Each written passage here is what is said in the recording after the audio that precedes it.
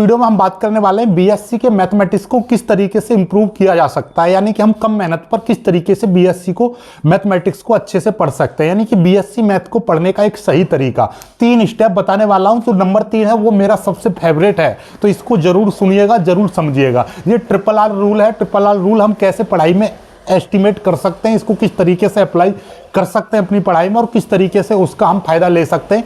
आज की इस वीडियो का मुख्य टॉपिक यही है। तो हाउ टू इम्प्रूव मैथमेटिक्स।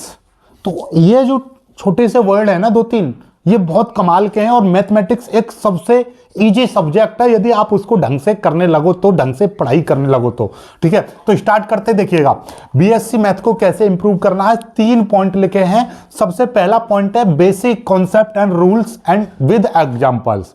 हम नॉर्मली क्या करते हैं, टीचर ने हमको पढ़ाया, हमने पढ़ लिया, बस काम खत्म। ज्यादा से ज्यादा क्या किया, एक क्वेश्चन कर लिया, यही काम करते हैं ना। लेकिन इससे पहले मान लीजिए हमको कोई भी चैप्टर पढ़ना है, सपोज दैट कि हमको लिमिट वाला चैप्टर पढ़ना है, लिमिट हमको चैप्टर पढ़ना है, लिमिट्स। अब लिमिट चैप्टर के कुछ ना कुछ बेसिक कॉन्सेप्ट्स होंगे, भाई बेसिक बातें होंगी लिमिट की, फिर कुछ उसके बेसिक रूल होंगे, और फिर उसके जैसे एक कॉन्सेप्ट हमने पढ़ा, उसका कोई एग्जाम्पल, तो एक कॉन्सेप्ट के साथ एक एग्जाम्पल करो। एक रूल पढ़ रहे हो, एक फॉर्मूला पढ़ रहे हो, फिर उसका एक एग्जाम्पल करो। तो पहले क्या करना है आपको, जो भी चैप्टर आपको पढ़ना है उसके बेसिक कॉन्सेप्ट, बेसिक रूल्स ये आपको पता होने चाहिए। और पढ़ने से पहले जब भी चैप्टर जैसे लिमिट करा, तो लिमिट के पहले आप एक चैप्टर, एक टॉपिक बनाओ बेसिक कॉन्सेप्ट। इसके जितने भी बेसिक कॉन्सेप्ट हैं उनको चैप्टर शुरू होने से पहले लिख लो। दूसरी पॉइंट, उसके जितने भी फॉर्मूले हैं वो उसमें लिख लो। तीसरी चीज, एक एक फॉर्मूले के साथ एक एक एग्जाम्पल भी लिख लो।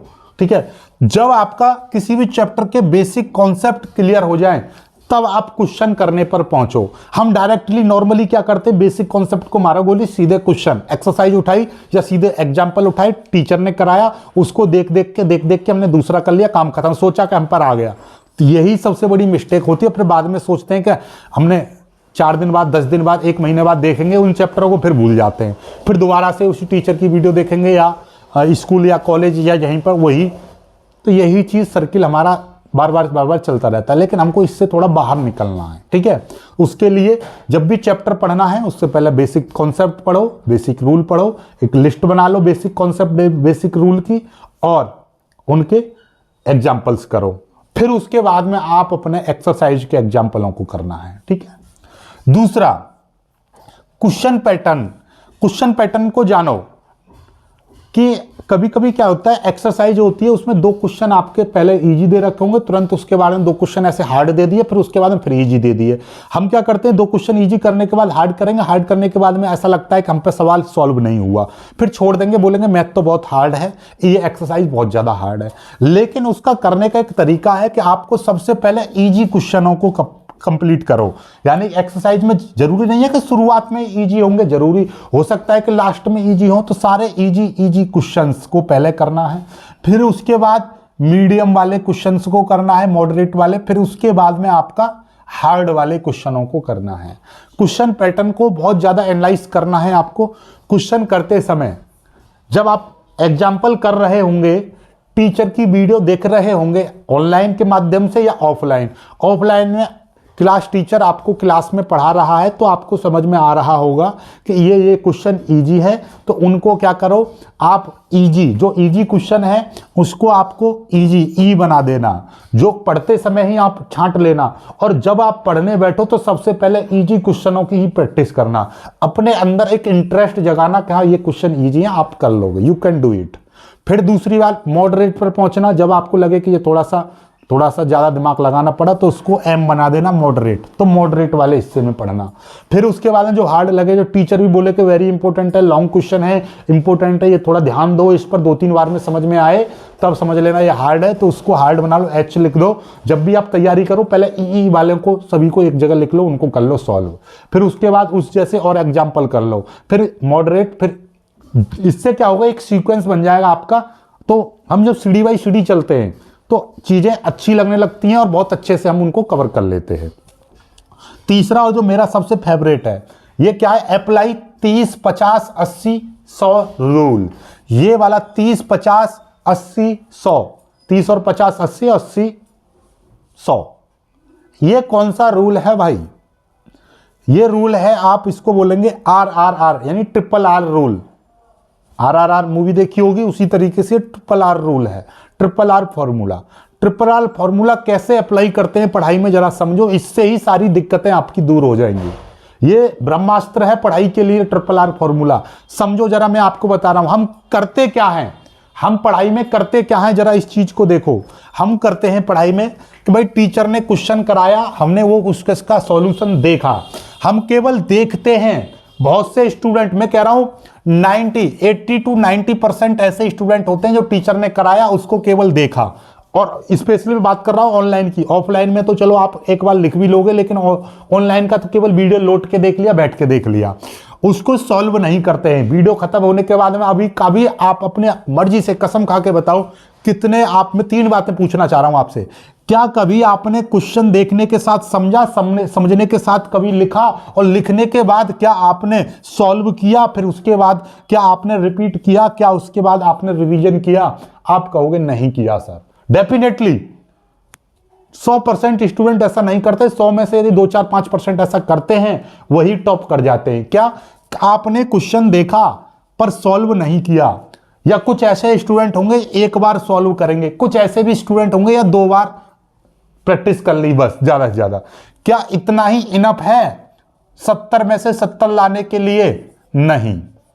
फिर इनफ क्या है?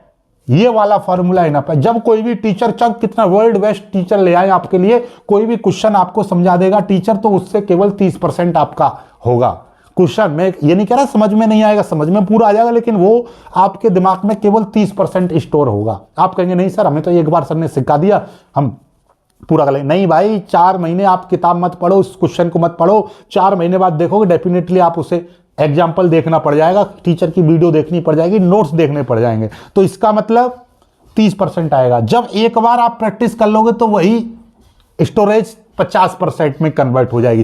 फिर ये क्या किया आपने, रीड कर लिया, रीड। फिर उसके बाद में आपने क्या किया, रिपीट किया, तो फिर 80% आपके दिमाग में स्टोर हो जाएगा, इसको बोलेंगे रिपीट। फिर आपने एक और बार रिवीजन कर लिया तो फिर आपका 100% हो जाएगा, तब आपके दिमाग में 100% स्टोर होता है। ये साइंटिफिक रिसर्च की गई कुछ स्टूडेंटों पर कैलिफोर्निया यूनिवर्सिटी में, तो वहां से पता चला कि बच्चे क्या करते हैं, चाहे कितना भी अच्छा टीचर उसको पढ़ा दे, यदि बच्चा नहीं पढ़ेगा तो भूल जाएगा कुछ समय बाद। लेकिन जब उसको रीड करता रहेगा, बार बार रीड करता रहेगा, बार बार उसको रिपीट करता रहेगा, चीजों को बार बार उनका रिवीजन करता रहेगा, तो कभी नहीं भूलता। तो हमेशा याद रखिएगा, जब भी मैथ पढ़ रहे हो आप, तो उसके बाद में आपने क्या किया, जब भी टीचर की वीडियो देख रहे हो या स्कूल में पढ़ रहे हो, तो देखने के साथ साथ आपको समझना भी है, ऑब्जर्व करना है कि ये अगली लाइन यहां से आई कैसे।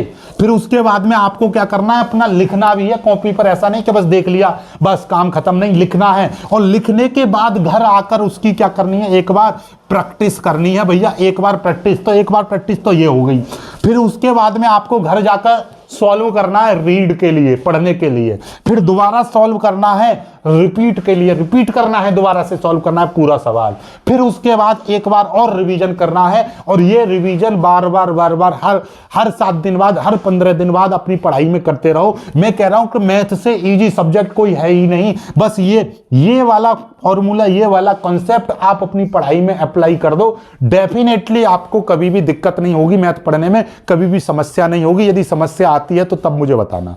बस आपको क्या करना, read repeat revision, read repeat revision, यही काम करना है। सॉल्व एंड अगेन अगेन, ठीक है।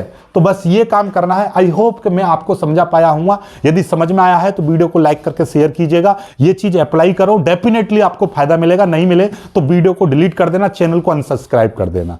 लाइक करके शेयर कीजिएगा। जय हिंद।